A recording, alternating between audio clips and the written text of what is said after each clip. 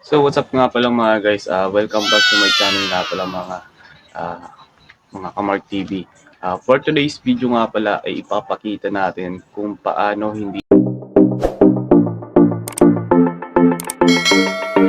amagin yung ating mga power pellets at mga feeds nga pala na pampatuka sa ating mga manok. Ayan. For today's video, bago tayo nga pala magpatuloy ay magpapasalamat nga pala tayo sa ating mga newly subscribed nga pala dito sa YouTube nga pala mga guys. Ayun. We are now in 150 plus subscribers nga pala dito sa mundo ni YouTube. So, for today's video nga pala ay papagpatuloy nga pala natin yung ating pagbibideo ngayong araw. Nga pala ay makita natin yung ating mga naka-sealed na mga power pellets. Ayan nga pala mga guys. So, ito nga pala ay yung ating mga excess or yung mga sobra na mga power feeds na binili natin para sa ating mga manok. Okay. Yun nga pala mga guys. So, bali, kung bakit natin siya nilagay dito sa mga galon ay para hindi siya amagin. Yan yung purpose niya kung bakit hindi natin siya kailangan ilagay sa open area. Kasi ngayon kasi malamig ang panahon, lalo na pag nasa open space yung ating mga power pellets, ay inaamag ito mga guys.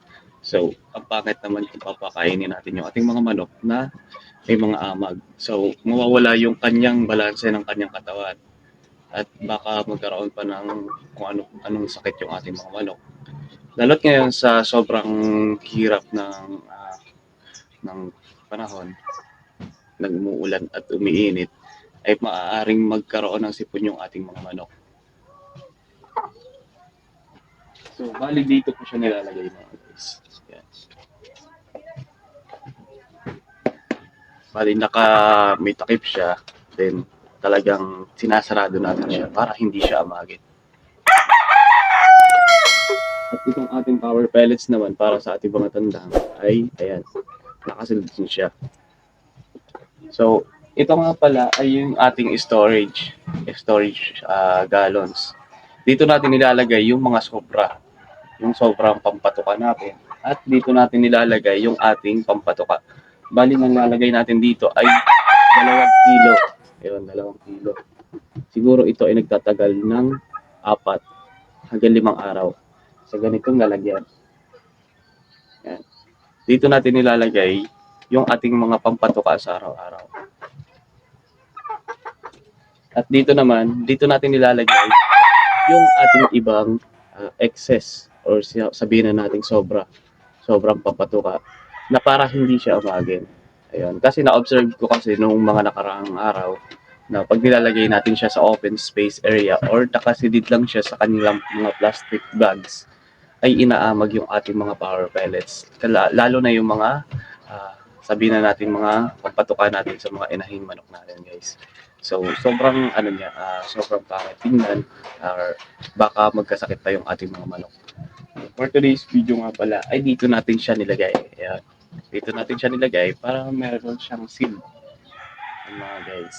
At makikita din natin yung ating pampatuka sa araw-araw nga pala. Ito lang, dito natin siya nilalagay. Ayun nga pala.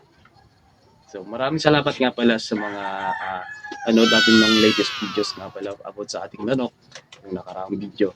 Ayan. Bali nga pala, ipapakita nga pala natin sa susunod nating vlog kung paano nga ba or kano kadami yung ating pinapakain sa ating mga manok. Ayun nga pala. At nga pala kay sir nga pala na nag-comment sa atin sa YouTube channel nga pala natin. Ayun, about dun sa bulik nga pala. Pag nag-presyo po kayo, titingnan po natin yung presyo nyo po kung magkano po yung presyo ninyo sa ating bulik nga pala guys.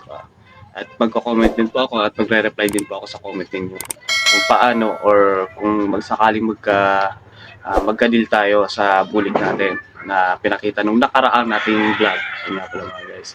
And maraming salamat nga pala sa inyo sa susunod nating bulik na vlog. Maraming salamat. Thanks for watching.